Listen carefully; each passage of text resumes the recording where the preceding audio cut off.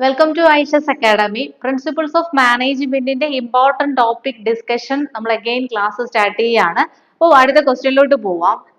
Features of informal organisation. നമ്മൾ കഴിഞ്ഞ ക്ലാസ്സിൽ ഫോർമൽ ഓർഗനൈസേഷന്റെ കുറച്ച് ഫീച്ചേഴ്സ് പറഞ്ഞിട്ടുണ്ടായിരുന്നു. എന്താണ് ഫോർമൽ ഓർഗനൈസേഷൻ എന്ന് പറഞ്ഞു. അടുത്ത നമ്മൾ പറയുന്നത് ഇൻഫോർമൽ ഓർഗനൈസേഷൻ എന്താണെന്നുള്ളതാണ്. It is unplanned and arise spontaneously. ഇത് ഒരു പ്ലാൻഡ് ആയിട്ട് അല്ലാതെ അൺപ്ലാൻഡ് ആയിട്ട് സ്പോണ്ടേനിയസ്ലി ഒറിജിനേറ്റ് ചെയ്യുന്ന ഒരു ടൈപ്പ് ഓഫ് ഓർഗനൈസേഷൻ ആണ് ഇൻഫോർമൽ ഓർഗനൈസേഷൻ എന്ന് പറയുന്നത്. അവിടെ യാതൊരു വിധത്തിലുള്ള പ്ലാനിങ്ങും ഇല്ല, ഒരു മുൻധാരണകളും ഒന്നും ഇല്ലാതെ സ്പോണ്ടേനിയസ്ലി ഒറിജിനേറ്റ് ചെയ്യുന്ന ഒരു ടൈപ്പ് ഓഫ് ഓർഗനൈസേഷൻ ആണ് ഇൻഫോർമൽ എന്ന് പറയുന്നത്. ഇറ്റ്സ് ഗോൾ ഇൽ ഡിഫൈൻഡ് ആൻഡ് ഇൻടാഞ്ചിബിൾ. ഇതിന്റെ ഗോൾ എന്ന് പറഞ്ഞാൽ ഒരു സ്ട്രോങ് ആയിട്ടുള്ള ഒരു ഗോളോ ലക്ഷ്യങ്ങളോ ഒന്നുമില്ലാതെ ഒരു ഫോം ചെയ്യുന്ന ഒരു ടൈപ്പ് ഓഫ് ഓർഗനൈസേഷൻ ആണ് ഒരു ഇൻഫോർമൽ റിലേഷൻഷിപ്പ് ആണ് അവിടുത്തെ ഈ ഇൻഫോർമൽ ഓർഗനൈസേഷനിലെ വ്യക്തികൾ തമ്മിൽ ഉണ്ടാവുന്നത് എങ്ങനത്തെയാണ്? ഒരു ഇൻഫോർമൽ ആയിട്ടുള്ള റിലേഷൻഷിപ്പ് ആണ്. ഫോർമൽ എന്ന് പറയുമ്പോൾ അവിടെ വെൽ സ്ട്രക്ചേർഡ് ആയിട്ടുള്ള ഒബ്ജക്റ്റീവ്സ് ഉണ്ട്, പ്ലാൻഡ് ആയിട്ടുള്ള എല്ലാ കാര്യങ്ങളും ഫോർമലിൽ വരുന്നുണ്ട്.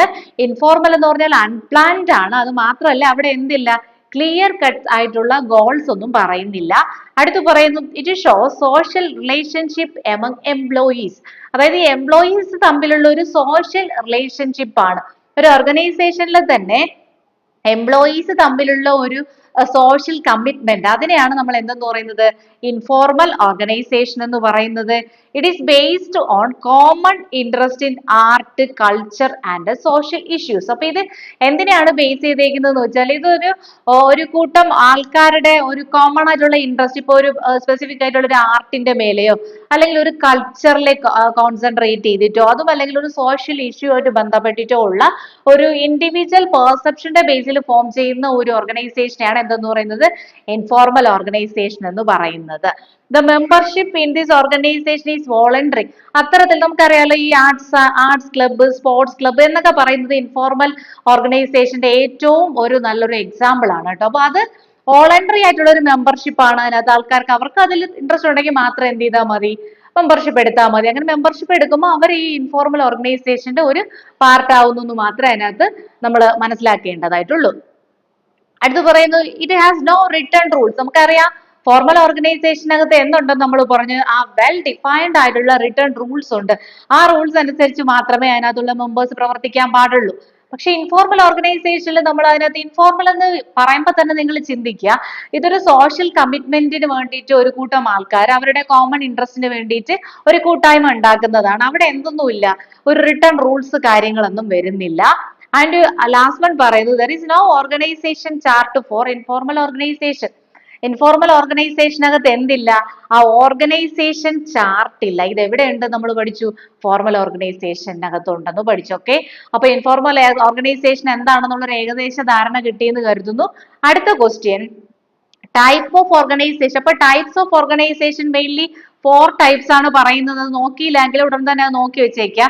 Lion organisation, lion and staff organisation, functional organisation and the last one committee form of organisation. ഇത് 4 എന്താണെന്നുള്ളത് നന്നായിട്ടൊന്ന് നോക്കി വെച്ചോളേ. അടുത്ത ക്വസ്റ്റ്യൻ ആണ് what are the advantages of planning. നമ്മുടെ ഫസ്റ്റ് ബ്ലോക്കിൽ നിന്ന് പ്ലാനിങ്ങുമായിട്ട് ബന്ധപ്പെട്ട് കുറച്ചധികം ക്വസ്റ്റ്യൻസ് നമ്മൾ പ്രതീക്ഷിക്കുന്നു. അതിലൊരു ക്വസ്റ്റ്യൻ ആണ് നമ്മുടെ പ്ലാനിങ്ങിന്റെ അഡ്വാൻറ്റേജസ് എന്താണെന്നുള്ളത് 5 മാർക്സിന് ചോദിക്കാൻ സാധ്യതയുണ്ട്. അപ്പൊ പോയിന്റ്സ് ഒന്ന് നോട്ട് ചെയ്തോളൂ. It helps in achieving objectives.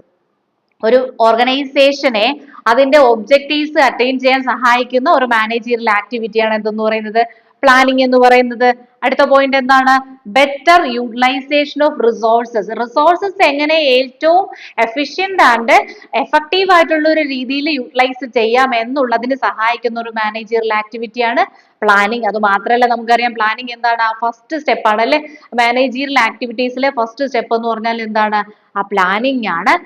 Effective control. ഒരു ഓർഗനൈസേഷന് അതിന്റെ ആക്ടിവിറ്റീസിന്റെ മേൽ ഒരു എഫക്റ്റീവ് കൺട്രോൾ കൊണ്ടുവരാൻ സഹായിക്കുന്ന മാനേജീരിയൽ ആക്ടിവിറ്റി ഏതാണ്? പ്ലാനിങ് ആണ്. ആൻഡ് കോർഡിനേഷൻ അല്ലെ? ഓർഗനൈസേഷനിലെ എല്ലാ ആക്ടിവിറ്റീസും തമ്മിലും എല്ലാ പേഴ്സൺസ് തമ്മിലും എന്തുണ്ടായിരിക്കണം? ഒരു കോർഡിനേഷൻ ഉണ്ടായിരിക്കണം. എങ്കിൽ മാത്രമേ ഒബ്ജക്റ്റീവ്സ് അല്ലെങ്കിൽ ഗോൾസ് പ്രോപ്പർ വേയിൽ അറ്റൈൻ ചെയ്യാൻ സാധിക്കുകയുള്ളൂ. ഇത്തരത്തിലുള്ള ഒരു കോർഡിനേഷൻ എൻഷുർ ചെയ്യുന്ന, ഉറപ്പുവരുത്തുന്ന ആക്ടിവിറ്റി ഏതാണ്? പ്ലാനിങ് ആണ്. ഓക്കെ, അപ്പൊ അത്തരത്തിൽ വളരെ ഇമ്പോർട്ടന്റ് ആയിട്ടുള്ള ഒരു ആക്ടിവിറ്റിയാണ് പ്ലാനിങ് എന്ന് പറയുന്ന.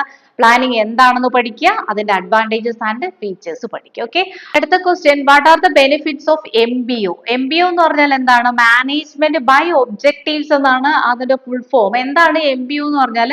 അതിന്റെ മീനിങ് എന്താണെന്ന് വെച്ചാൽ മാനേജേഴ്സ് ആൻഡ് എംപ്ലോയീസ് ഒരുമിച്ച് ചേർന്നിട്ട് പ്രവർത്തിക്കുന്നതിനാണ് മാനേജ്മെന്റ് ബൈ ഒബ്ജക്റ്റീവ്സ് എന്ന് പറയുന്നത്. ഓർഗനൈസേഷന്റെ ഒബ്ജക്റ്റീവ്സ് അറ്റൈൻ ചെയ്യാൻ വേണ്ടി managers worked together with employees, അവർ ഒരുമിച്ച് ചേർന്നുകൊണ്ട് ഒബ്ജക്റ്റീവ്സ് അറ്റൈൻ ചെയ്യുന്നതിനാണ് മാനേജ്മെന്റ് ബൈ ഒബ്ജക്റ്റീവ് എന്ന് പറയുന്നത്. ഇതിന്റെ ബെനിഫിറ്റ്സ് എന്താണെന്നുള്ളതാണ് ക്വസ്റ്റ്യൻ. എന്തൊക്കെയാണ് ബെനിഫിറ്റ്സ്?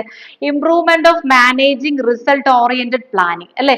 അപ്പോൾ ഒരു റിസൾട്ട് ഓറിയന്റഡ് ആയിട്ടുള്ള ഒരു പ്ലാനിങ് മാനേജീരിയൽ ലെവലിൽ കൊണ്ടുവരാൻ വേണ്ടി സഹായിക്കുന്നത് മാനേജ്മെന്റ് ബൈ ഒബ്ജക്റ്റീവ്സ് ആണ്.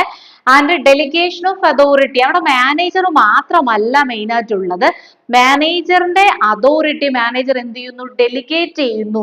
അവരുടെ സബോർഡിനേറ്റ്സിനും കൂടെ എന്ത് ചെയ്യുന്നു? ഡെലിഗേറ്റ് ചെയ്ത് കൊടുക്കുന്ന ഒരു ആക്ടിവിറ്റിയാണ് മാനേജ്മെന്റ് ബൈ ഒബ്ജക്റ്റീവ്സ് എന്ന് പറയുന്നത്. അപ്പോൾ ഫീച്ചേഴ്സിൽ അവിടുത്തെ ഓർഗനൈസേഷന്റെ റിസൾട്ട് വളരെ ഇംപ്രൂവ്ഡ് ആയിട്ട് കിട്ടുന്നു. പിന്നെ മാനേജ്മെന്റിന്റെ അതോറിറ്റി ഡെലിഗേഷന് സഹായിക്കുന്ന ഒരു പ്രോസസ്സും കൂടെയാണ് മാനേജ്മെന്റ് ബൈ ഒബ്ജക്റ്റീവ്സ് എന്ന് പറയുന്നത്. Encouragement of commitment to personal and goals, അതായത് ഈ ഓരോ വ്യക്തിയെയും ഓർഗനൈസേഷന്റെ ഗോൾസ് അറ്റൈൻ ചെയ്യാൻ രീതിയിൽ കമ്മിറ്റ്മെന്റ് ഉള്ളവരാക്കി എടുക്കുക എന്നുള്ളത് മാനേജ്മെന്റ് ബൈ ഒബ്ജക്റ്റീവിന്റെ വേറൊരു ഫീച്ചറാണ്. അതായത് ഒരു സ്പെസിഫിക് ടാസ്ക് മാനേജർ മാത്രം ചെയ്യാതെ അത് ചെയ്യാനുള്ള ഒരു പവർ സബോർഡിനേറ്റിനും കൂടെ കൊടുക്കുമ്പോൾ അവരുടെ മനസ്സിൽ എന്തുണ്ടാവും? ഈ ഒരു ഗോൾ അറ്റൈൻ ചെയ്യണം എന്നുള്ളൊരു കമ്മിറ്റ്മെന്റ് ഉണ്ടാവും. ഓക്കെ, അപ്പൊ അങ്ങനെ ഒരു കമ്മിറ്റ്മെന്റോട് കൂടി ഗോൾസ് അറ്റൈൻ ചെയ്യാൻ സഹായിക്കുന്ന ഒരു ഒരു ആക്ടിവിറ്റി അല്ലെങ്കിൽ ഒരു കോൺസെപ്റ്റ് ആണ് മാനേജ്മെന്റ് ബൈ ഒബ്ജക്റ്റീവ്സ് എന്ന് പറയുന്നത്. Development of effective control that measure result and lead. അപ്പോൾ മാനേജർ സബോർഡിനേറ്റിന് പവർ എന്ത് ചെയ്തു കൊടുത്തു? ഡെലിഗേറ്റ് ചെയ്ത് കൊടുത്തു. എന്നിട്ട് അവർ ചെയ്യുന്നത് കറക്റ്റ് ആണോ എന്ന് മാനേജർ ചെക്ക് ചെയ്യുന്നു.